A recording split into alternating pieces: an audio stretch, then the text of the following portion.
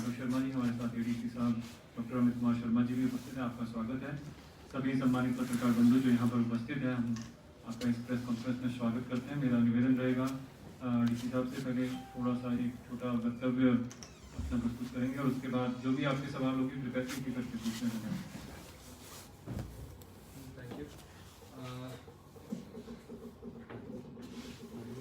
10 तारीख रविवार को जिला ऊना के 3 म्यूनिसिपल काउंसिल्स की और 3 नगर पंचायतों के जो है वो मतदान के चुनाव के लिए मतदान होना है। कुल जो वार्ड हैं इन 6 नगर निकायों के वो 50 हैं, जिनमें से 2 वार्ड में जो नगर पंचायत गगरेट का वार्ड 7 है और नगर पंचायत दौलतपुर का वार्ड 6 है, उसमें निर्विरोध चुनाव पहले ही हो चुके हैं। तो अब 48 वार्ड के लिए चुनाव होंगे और उसमें 50 जो है पोलिंग बूथ, 51 पोलिंग बूथ जो बनाए गए हैं। एमसी ऊना में 2 वार्ड्स में एक्स्ट्रा पोलिंग स्टेशंस बनते हैं। जो 48 वार्ड्स हैं उसके अंदर से सेंसिटिव 12 बूथ रहेंगे, हाइपर सेंसिटिव 30 हैं, ऑर्डिनरी 9 हैं और इनके लिए जो एक्स्ट्रा पुलिस डिप्लॉयमेंट है उसकी पूरी प्रक्रिया पूर्ण कर दी गई है। लगभग 35,509 इलेक्टर्स जो हैं इसके अंदर मतदान प्रक्रिया में एलिजिबल है वोट करने के लिए, जिसमें 17,706 मेल हैं और 17,803 जो है वो महिला मतदाता होंगे। हमारी नॉमिनेशन और स्क्रूटनी और विड्रॉल की प्रक्रिया के बाद कुल नामांकन 197 आए थे, जिसमें से 123 अब कैंडिडेट जो हैं वो फील्ड में होंगे इन चुनावों में। और 10 तारीख को सुबह 8 बजे से शाम 4 बजे तक मतगणना का समय रखा गया है। उसके तुरंत बाद ही काउंटिंग जो कंसर्न नगर निकाय है उनके मुख्यालय की बिल्डिंग में ही जो काउंटिंग जो है वो की जाएगी। उम्मीदवारों के लिए कुछ और सभी लोगों के लिए कुछ ध्यान में रखने वाली बातें हैं। आज 8 तारीख के 4 बजे के बाद जो है कोई भी सार्वजनिक मीटिंग या प्रोसेशन के द्वारा कैंपेनिंग जो है उसमें पूर्णतः प्रतिबंध होगा। उसके अलावा कल और परसों 9 तारीख को और 10 तारीख को जितने भी हमारे शराब की दुकानें हैं इन म्यूनिसिपल एरियाज में जहां चुनाव घोषित हुआ है वो पूर्णतः बंद रहेंगी। साथ ही इन एरियाज में जितने भी होटल, रेस्टोरेंट्स, केटरिंग की सर्विस है, बार है, वहाँ पे जो है शराब जो है वो सर्व भी नहीं की जा सकेगी। साथ ही आर्म्स के को लेकर जो शस्त्र है, बंदूकें हैं, वो 10 तारीख को जिला के किसी भी क्षेत्र में पूरे जिला में प्रतिबंध है कि कोई भी आर्म्स लेके नहीं चलेगा उस दिन। उम्मीदवारों के लिए ध्यान में रखने की बात है कि 100 मीटर जो पोलिंग स्टेशन का एरिया है उससे 100 मीटर के एरिया में पोलिंग के दिन जो है पूर्ण प्रतिबंध रहेगा किसी भी प्रकार की कन्वेंसिंग के लिए। वहां पे कोई भी पोस्टर, बोर्ड या कोई भी इलेक्शन मटेरियल जो है वो लगा नहीं पाएंगे। यदि वो लगाते हैं तो उसमें हमने फ्लाइंग स्क्वाड गठित की हुई है, उसमें उनको हटा दिया जाएगा और ये दंडनीय जो है अपराध भी है। तो ये कुछ चीजें हैं चुनाव प्रचार से संबंधित जिनको सभी उम्मीदवार जो है ध्यान में रखें और चुनाव आयोग के इन निर्देशों का जो है वो पालन करें। Thank you. तो सर जो सीनियर सिटीजन होंगे जो चल नहीं पाएंगे इस स्थिति में तो कैसे जो मतदान करेंगे, क्या व्यवस्था रहेगी? तो सीनियर सिटीजन हैं उनको मतदान केंद्र तक कोई ड्रॉप कर सकता है जो भी उनके परिवार के सदस्य हैं। साथ ही उनको जब सीनियर सिटीजन आएगा तो उनको प्रायोरिटी पे जो है पहले उनकी लाइन अलग करके उनको आगे वोट करने की सुविधा दी जाए। कोविड के क्या नियम रहेंगे?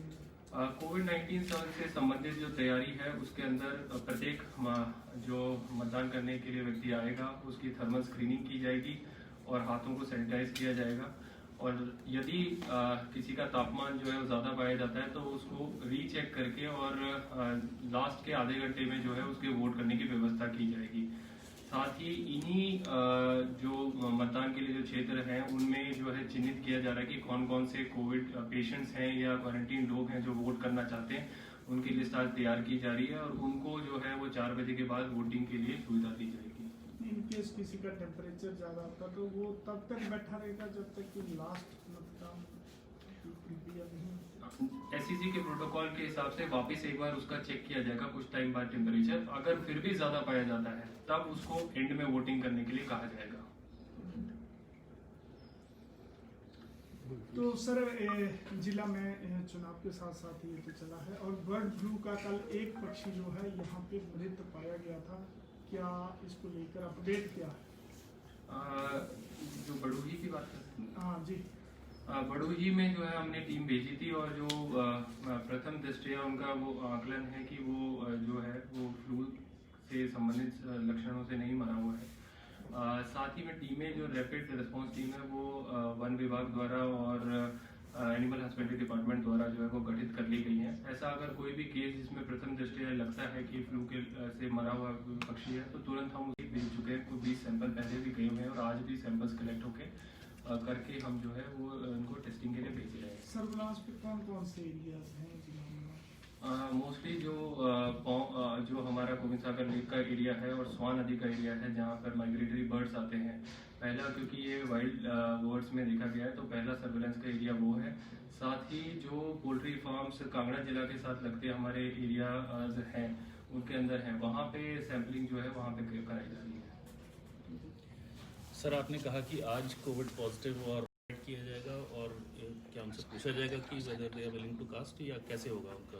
जो कोविड पॉजिटिव व्यक्ति हैं इन नगर निकाय के क्षेत्रों में उनकी सूची आज बना के उनसे पूछा जाएगा क्या वो उसके लिए इच्छुक है। यदि वो इच्छा जिसके लिए जाहिर करते हैं तो उसी हिसाब से हम प्रिसाइडिंग ऑफिसर को और जो वहाँ पे स्वास्थ्य कर्मचारी नियुक्त हुए हैं उनको जो है आगाह करके रखेंगे कि 4 बजे के बाद ये आएंगे और उनके वोट के लिए जो प्रोटोकॉल चुनाव आयोग द्वारा निर्धारित किया है उस हिसाब से उन्हें वोट की सुविधा दी जाए। सर जो कैंडिडेट हैं क्या उनका कोविड टेस्ट कल के लिए जरूरी होगा या क्या नियम है इसके लिए? कैंडिडेट्स का कोविड टेस्ट जो है उसके करने के लिए स्वास्थ्य विभाग को एहतियातन तौर पे मैंने आदेश दिए थे। वो इसलिए किया गया है क्योंकि हाउस टू हाउस कैंपेनिंग हो रही है और यदि कोई कोविड पॉजिटिव व्यक्ति कैंपेनिंग पे जाता है तो रिस्क बढ़ जाता है। इसलिए स्वास्थ्य विभाग को निर्देश दिए कि उनकी क्षमता अनुसार जितने अधिक कैंडिडेट्स हैं उनकी वो कोविड टेस्ट करा सकते हैं उतने जल्दी से जल्दी वो कराए जाए। मतलब कि जो पहले वो लोग वोट करेंगे जो क्वारंटीन है और लास्ट में वो करेंगे जो कोविड पॉजिटिव है, ऐसा है? जी, जब क्वारंटीन और कोविड पॉजिटिव पेशेंट्स वोट करने आएंगे तो 2 लाइनें बनेंगी। एक जो क्वारंटीन है जिनका स्टेटस अभी पता नहीं है वो पहले वोट करेंगे, उसके बाद कोविड पेशेंट्स वोट